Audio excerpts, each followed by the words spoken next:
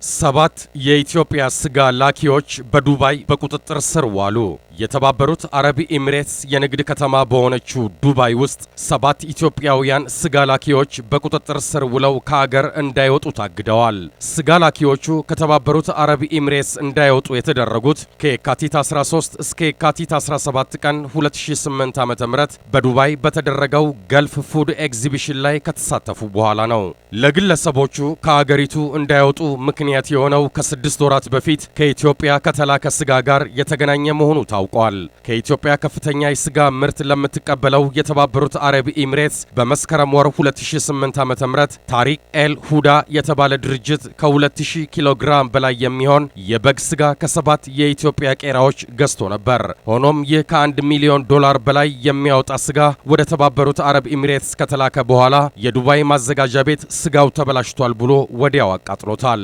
የታሪክ አልሁዳ ማኔጂንግ ዳይሬክተር የሆኑት ሙባረክ አብዱላህ ከኢትዮጵያ ያዘዙት ስጋ በዱባይ ማዘጋጃ ቤት በመቃጠሉ ሰባቱ ቄራዎች ገንዘባቸውን እንዲመልሱላቸው ቢጠይቁም ቄራዎቹ በታዘዙት መሰረት ስጋውን በማቅረባቸው ጥያቄውን ውድቅ አድርገውታል። ለድርጅቱ ስጋውን የላኩት ኤልፎራ አግሮ ኢንዱስትሪ፣ ሉና ኤክስፖርት ቄራ፣ ሞጆ ዘመናዊ ኤክስፖርት ቄራ፣ ሃላል የምግብ ኢንዱስትሪ፣ ሃሺም የኢትዮጵያ የቁም እንስሳት ስጋ ላኪ፣ ኦርጋኒክ ኤክስፖርት ቄራና አቢሲኒያ ኤክስፖርት ቄራ ናቸው።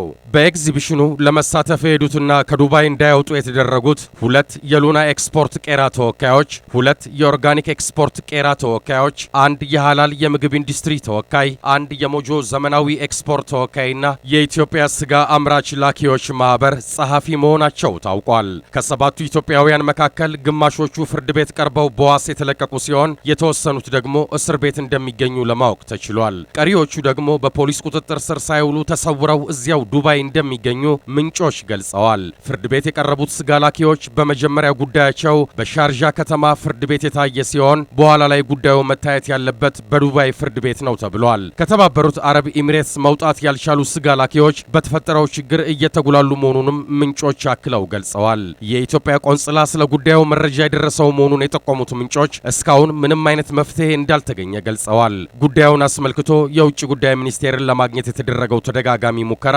ሳይሳካ ቀርቷል። ዘገባውን ያደረሰን ሪፖርተር ጋዜጣ ነው።